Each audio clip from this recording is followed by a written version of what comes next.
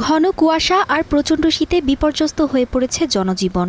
দিনভর দেখা মিলছে না সূর্যের। আকাশ মেঘাচ্ছন্ন থাকার পাশাপাশি যোগ হয়েছে ঝিরিঝিরি কুয়াশার বৃষ্টি। প্রয়োজন ছাড়া ঘর থেকে বের হচ্ছেন না সাধারণ মানুষ।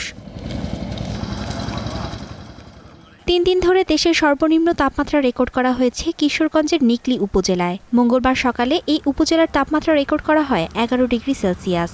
জেলার হাওড়াঞ্চলে বোরো ধান আবাদের মৌসুম চলায় কৃষকরাও পোহাচ্ছেন বাড়তি দুর্ভোগ। ঠান্ডাটা খুব বেশি, সূর্য দেওয়া যাইতেছে না। এই বাইতে আসা যাওয়া চলাফেরা অনেক কষ্টে আছি। আবহাওয়ার যে অবস্থা এবং কুয়াশা এবং বাতাসের যে অবস্থা, আজকেও মনে হয় কিশোরগঞ্জের সর্বনিম্ন তাপমাত্রায় বিরাজ করছে।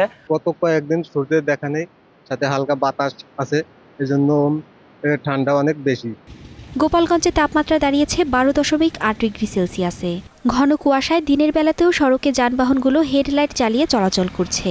সবচেয়ে বেশি দুর্ভোগে পড়েছেন নিম্ন আয়ের খেটে খাওয়া মানুষ।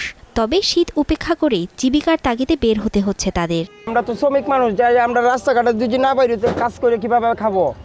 আমরা তো কাজ কাম করে কেমন লাগবে, বাড়তে পারি তারি না, শীতের আবহাওয়াতে শীতের তীব্রতায় দুর্ভোগে পড়েছে চুয়াডাঙ্গায় দিনমজুররা। তীব্র ঠান্ডায় ব্যাহত হচ্ছে কৃষিকাজও। সকালে এই জেলায় সর্বনিম্ন তাপমাত্রা রেকর্ড করা হয়েছে 12.5 ডিগ্রি সেলসিয়াস। এ সময় বাতাসের আর্দ্রতা ছিল শতকরা 86%। ঠান্ডার দিন বাড়িতাম পারি না, বাড়িলেও ঠান্ডার মধ্যে গাড়ি চালাইতে পারি না, গাড়ি লুয়ে চালাইতাম গেলে হাত পাও ঠান্ডা লাগে। সপ্তাহ ধরে রোদ ওঠে না, তাপমাত্রা বেশি, ঠান্ডা লাগে, গাড়ি ঘুরি চালাতে পারি না। শীতের তীব্রতা বাড়তে থাকায় স্বাস্থ্য ঝুঁকি এড়াতে প্রয়োজনীয় সতর্কতা অবলম্বনের পরামর্শ দিয়েছেন চিকিৎসকরা। Mithila Anjum, star news.